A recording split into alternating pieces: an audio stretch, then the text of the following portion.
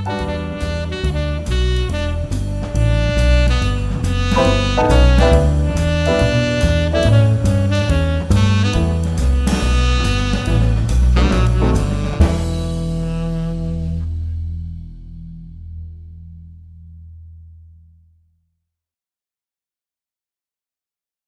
energy vibration Lezing voor de maand Februari voor de Weegschaal Sun, Moon en Rising Sign. Ik moet best wel zeggen bedankt voor de steun. En de maand Februari is de maand waar heel veel informatie komt uit. Misschien jullie gaat even de informatie uitbrengen. Whatever de situatie is, de informatie komt best wel uit. Nou, de maand van februari van juli, het is de maand van de zon, oké? En de energie van de zon with the hoge princess betekent dat whatever lies, deceitfulness, whatever de situatie was, het gaat even uitkomen, oké? Dus verwacht dat in deze maand je krijgt informatie te weten over leugens en bedriegen wat is plaatsgenomen, oké? Nou, voor jullie weegschaal mensen, niet vergeten om te abandoneren. Het is zeer positief als je abandonneert. Laatste naar de algemeen lezen. Dat is best wel belangrijk voor jullie, omdat je weet, de tweede week zal best wel goed komen voor jullie. Dit maand heeft 4 weken en jullie hebben 4 positieve weken. De eerste week is de energie van de keizenaar. En de keizenaar, het is iemand in macht of je boss of dat situatie. Nou, daar is some leugens dat was plaatsgenomen en je krijgt wat om te horen daarover in de eerste week. Tweede week, en nog een vuurenergie. En dit heeft te maken met een nieuwe start. Je krijgt een nieuwe start van wegens de leugens en bedriegen dat was plaatsgenomen.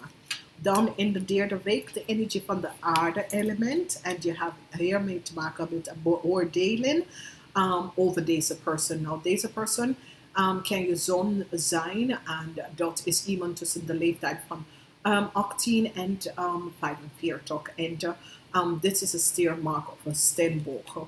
Nou, de laatste week is de meest positief voor jullie, waar de energie of de keizerin komt in. Dit kan een steenbokpersoon dat komt binnen om te helpen je met je stability. En dit is best wel goed, oké? Dat is zo positief. Nou, als we gaan even verder, de tweede week en de derde week heb je te maken met leugens en deceptive. Dit komt uit, oké? Heel veel leugens en deceptive. Dit komt uit. Whoever de situatie, whoever is gespeeld, dit komt best wel uit. Nou, je hebt de energie wat te maken met organisatie, mensen in machtig. En die hebben gelogen en deceptive situatie gedaan. En dit komt uit. Nou, de tweede week gaat in de derde week. Jullie dames, wees voorzichtig, omdat daar is heel veel conflict rond jou. Conflict op werk, conflict op thuis. Heel veel conflict met relaties en dat soort dingen. Conflict met je kind. Als je kind, je hebt een zoon en hij is een stiermaker of steenbok. Daar is heel veel conflict met deze persoon. Derde week, conflict over je financial stability en je financial start. Heel veel conflict, leugens en bedriegen. Dit ook komt boven water. Nou, voor jullie mannen, daar zijn ook mannen 45 jaar en ouder. Jij hebt echt wat problemen in de tweede week. Groot problemen over een situatie. Dus wees voorzichtig hierover, omdat jullie mannen krijgen wat groot problemen. En in de derde week, voor sommigen van jullie, dat is in een relatie met een stiermaker of steenbok tussen de leeftijd van 18 en 45. Outbreak hierover. Dat betekent dat de mens gaat even wat doen of iets tegen jou zeggen of dat soort ding. Daar is iets quite loss of verdriet, liefdesverdriet. Dus wees voorzichtig hier. Nou, voor de mannen 45 jaar en ouder, daar is een probleem met je business. Whatever de situatie is en wat is hier gespeeld, daar is best wel problemen met je project of je zaken voor mannen 45 jaar en ouder. Dus als we bekijken, de eerste week is een situatie waar leugens komt uit over je boss of een organisatie of mensen in power en die heeft mee te maken met je zaken. Dan hebben wij de energie voor in de tweede week. In de tweede week heb je mee te maken met een nieuwe start. Maar deze nieuwe start is best wel een situatie waar jullie man hebben verloren in een zaak. Whatever de situatie is, jullie man heeft echt verloren in een zaak.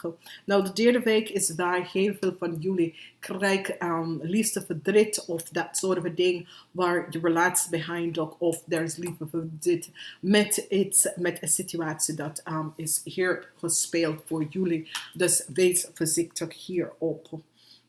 Wees heel voorzichtig hierop, oké?